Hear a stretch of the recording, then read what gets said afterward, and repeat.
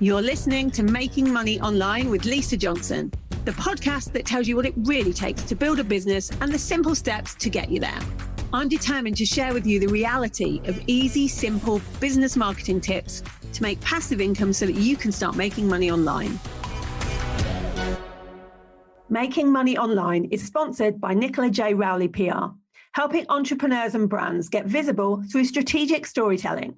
If you're serious about being seen and impacting the lives of others, harnessing the power of PR is the best way to grow and scale your business. Visit njrpr.com for more details and read Nicola's best-selling book, The Power of PR. Hello and welcome to this week's podcast. This week I have a very special guest on for you. And if you've ever thought about writing your own book, then you're going to love this episode. Because I'm here with Heidi Mavir. Heidi is an autistic advocate and activist. And she published a book. I watched this happen in real time. She self-published a book with Authors Co, which is the company that I now am partnered with, I own half of. And she made 50,000 and became a Sunday Times bestseller with her first book. So let's first of all, Heidi, talk about that book. What made you want to write a book in the first place? I think I had that thing that a lot of people have where they're like, oh, one day I'll write a book. We all say that, right? We do, I do. And I always said, oh, one day I'll write a book. And people would say to me, you should write a book. Because I'd had this experience. The experience that we had was that my son crashed out of school when he was 15 in a mental health crisis. And then what followed was us trying to work out what happened and us discovering that he was unidentified, undiagnosed autistic ADHD, and then realizing that I was too. So we had a period of about 3 years where everything in our life changed. And the work that I do supports families who have the same experience as that. And people kept saying, you should write a book about this, but I never really thought any more than, oh, one day I'll write a book. And then Authors Co came onto my radar. And I was like, oh my God, I could actually write a book. Because I never understood the traditional publishing process. I didn't think that my book would get picked up by a traditional publisher because it's quite niche, but it's very niche. Yeah. But yeah, when I started looking at what the options were with self-publishing, I was like, oh my God, I'm going to write a book. So I did. I wrote a book. Tell us what your book is called. My book is called Your Child is Not Broken, Parent Your Neurodivergent Child Without Losing Your Marbles. And this is massive, isn't it? Because there are so many people in this situation where they have a neurodiverse child and some of them know, and some of them are not diagnosed. And they don't know where to turn with it because it's so hard at the moment to get a diagnosis. And it's really hard to even, get in at your doctors, let alone anything else right now. And so they don't know what to do next. And you had all this experience that you could put into a book to help them. And also just listening to somebody else's journey about it, I think sometimes makes you feel less alone in it. Yeah, that was definitely, in terms of why I wrote the book, this is the book I needed to read. And I think if you've got a book in you that is the book that you needed to read, you can be sure that someone else did or does. And I think for us, when we first started experiencing the difficulties and it first became apparent that he wasn't well and he couldn't go to school and, it was in his GCSE year and I was really worried about him and he was really worried about his GCSE. It was awful. I felt so isolated. I thought there was something wrong with us. I didn't know anyone else that was experiencing this. And then gradually I started to realize that we were one of literally tens of thousands of families that have this experience. And the feedback I've had from people since the book was published, and this is exactly what I wanted, is this is the book I needed because I needed to know I wasn't going bonkers. Yeah, you weren't alone. Yeah. That's so important. And so when you wrote the book, first of all, how hard did you find the book writing process? I've obviously written a book. I didn't find the process easy. I was traditionally published. And now if I was to do it again and do a second book, as most people know who have listened to me, I wouldn't do it that way again. I would self-publish. I found it hard to make myself sit down every day and write some words. How did you find it? Yeah, Same. And like, I'm ADHD, so doubly same. The self-publishing route really worked for me in that respect because I had so much more control over the timelines and the planning. And the way I tend to work because of my neurodivergent brain is I'm very all or nothing. So when I was on it, I could sit down and write for hours. And when I wasn't on it, I wouldn't look at it for days. And one of the interesting things about the process for me was I actually booked to go away on holiday with my son. We went to Dubrovnik and I was like, right, while I'm here, I'm going to write a book. I wrote like a chapter. Yeah. And then, but, I always say that, many of us who are ADHDers, we're deadline skaters. We can only do things when it's absolutely essential that things get done. But the self-publishing thing worked for me so well because it gave me that flexibility. But I did find it hard. I think what I didn't really factor in was that probably 90% of the time used writing the book was thinking about it. Yes. And only 10% was writing it. That's so true. But I found some kind of hacks. So what I did do, for me personally, what worked really well as a process was that I voice recorded lots of things for myself that I wanted to say. And then I transcribed it and then I made it a bit more book friendly. But the lovely feedback I've had about that is that for my audience, conversational tone works really well. So it sounds like you when you do. Yeah, it does. Yeah. That's what people want to read a book in that person's voice almost. How was the experience with Authors Co? How do they help, or how did they help you to get the book written and published? Honestly, the structure was really helpful to me. So do this. I didn't do any of it. Like, do this. And I just watched deadlines passing. And then they went, okay, so now you should probably be self-editing. I was like, okay, I'll write it now. You're a bit behind. I wouldn't necessarily recommend that unless that's the way your brain works. It worked for me. But the structure of what to even think about before you start writing was really helpful, because I think anyone can I say anyone can, but you can sit down and write a load of stuff, but you've got to understand, and the bit that they were really good at is why you're writing, who you're writing for, what your tone needs to be, what's the purpose of your book, what do you want people to get out of this book, rather than just waffling on for 20 chapters about whatever it might be. It gives it a kind of a reason. You've got to give value. And, and if you're writing a book that is attached to a personal or a business brand, what you're trying to do with that book is position yourself as an expert or confirm yourself as an expert, And so you really want to be really intentional and strategic about what you're trying to achieve. And that's what that process was really good for me for. And I don't think I would have got that with a traditional publisher. In fact, I know I wouldn't. No, I didn't. I was just told to go and write it and come back in a year. Yeah. Is what I did. Yeah. But it didn't really, I was very lucky that Abby from Authors Co is a friend, and now a business partner. And so she kind of helped me along the way on how I need to think about this to get the most out of the book, which was good. Did you ever think that by self-publishing, you could become a Sunday Times bestseller? Never. Neither did I. I didn't know that was a thing. I didn't know how that worked. It was hard enough becoming a Sunday Times bestseller with a traditional publishing route. Like, I think it's amazing that you did this with self-publishing.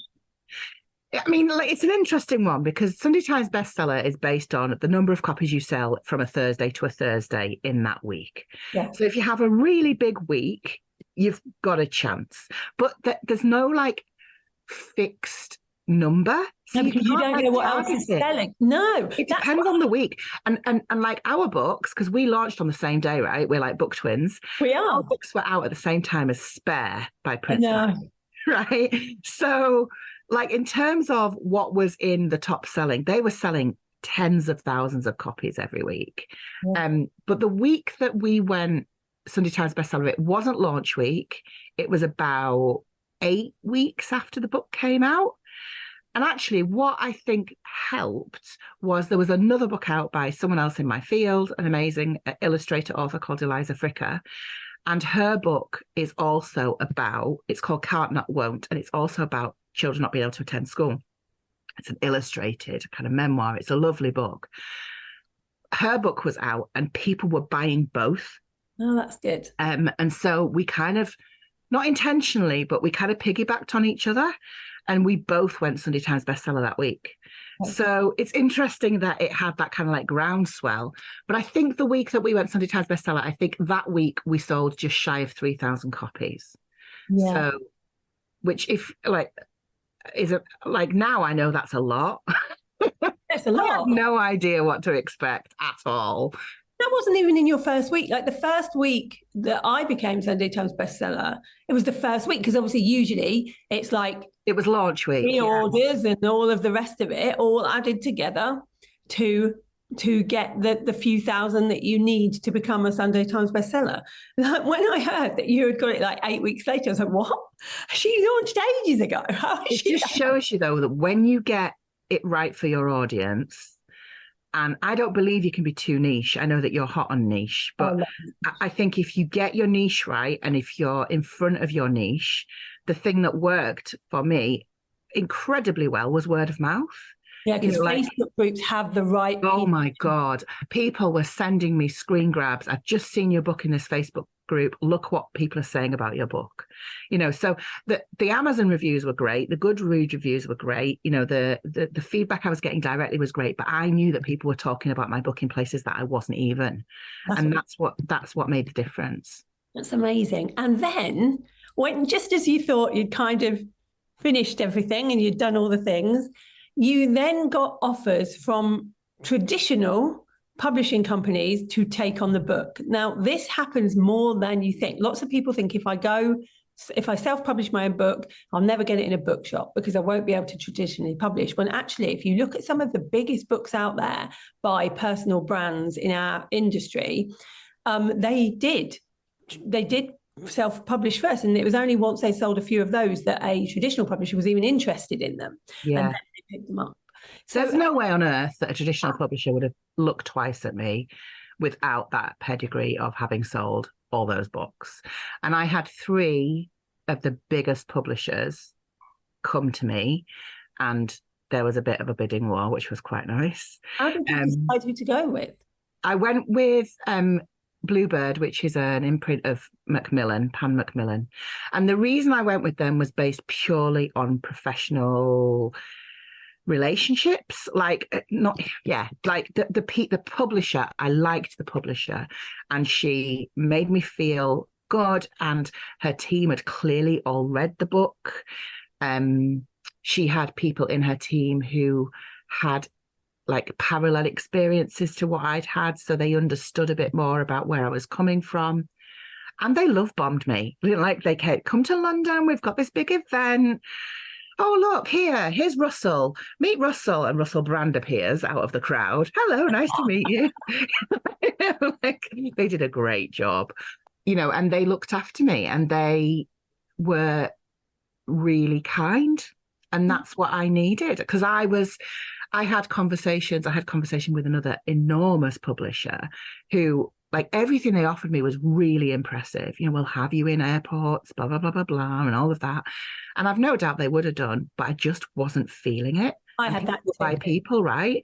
I had the exact same thing. I had two people within 2 weeks, 2 publishers want to publish the book. And one was all like, I'll get you on television and we'll do all the things that I've always wanted. But one just got the book, got it.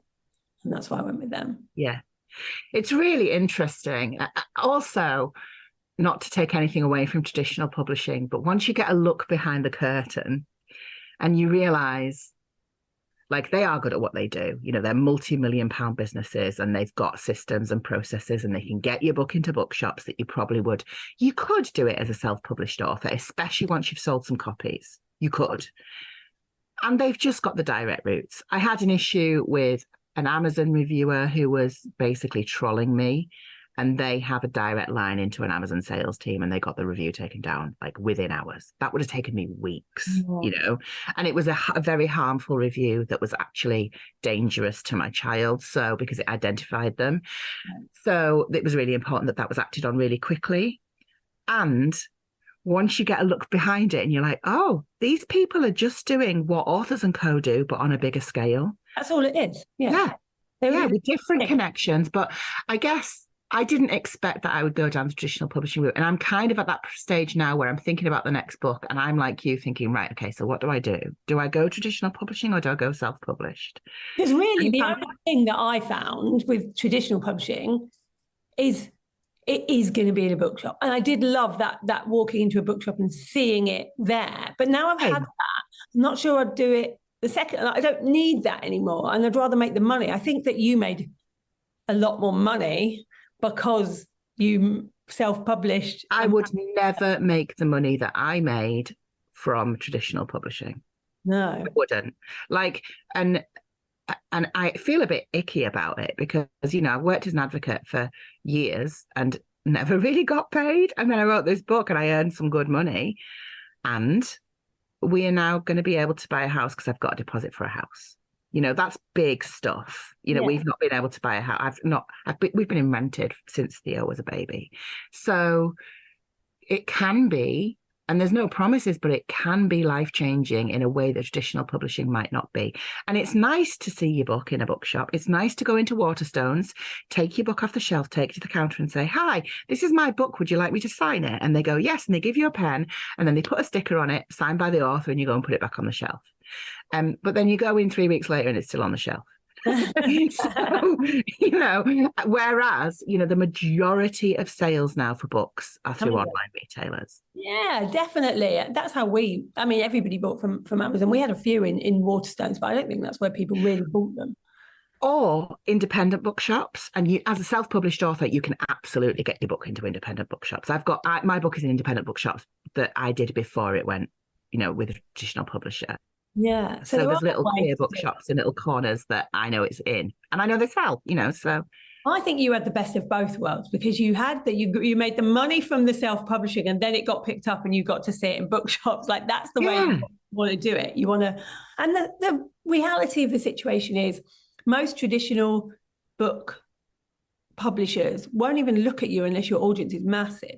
Like they wouldn't look at me until my audience was huge. I got turned down by some really quite small publishers because they didn't think I had a big enough audience. And then once I got the audience, they all wanted me. And that kind of put me off a bit because I was like, so you only care about the money side, not what the book is about or anything. And let's be completely honest. The reason my book was picked up was because publishers could see they could make money off it. They could buy a product that was ready to go. I did record extra content for the audiobook and I did write an extra 10,000 words, but that was because I was like, if I'm republishing this, I want it to be more. If you want my audience to buy it again, it can't just have a new cover. That's not going to be okay with me or them. But they look at a product and they go, we could buy this product, we can re-release it, and we can make some money on it. That's okay. That's what business is, right? We live in a capitalist society. Let's not pretend we don't. And you've got to prove to a publisher that you can make them money for them to be interested. It doesn't matter how lovely your publisher is and how much they support your work and how values-based they are as a business, they've got a bottom line to make. And so you can use the self-publishing route to prove that you are marketable, to prove that you've got an audience. Like you, I wouldn't have got looked at second. No one would have given it any thought at all. I wouldn't have got a traditional deal. And what's really interesting is I've got a friend who's a fiction writer. Her name is Rosie Garland. Go and check out her books. They're amazing. And I spoke to her and she was like, yeah, just so that you know, you'll never make your advance back. So basically with traditional publishing, not always, sometimes they'll just give you a book deal. They won't pay you in advance. But if they pay you in advance, you have to sell the equivalent number of copies to make back what they've advanced paid you based on your percentage. And the majority of traditional booksellers will pay you about 10% on the income of your book. Yeah, so if your book covers anything. 10 quid, if your book covers 10 quid, you'll make £1 per copy. Yeah. Self-publishing, you're making 6-7 quid a copy, So there's that thing to think about. If you're not that anyone writes a book to make money because I don't think they do. Yeah.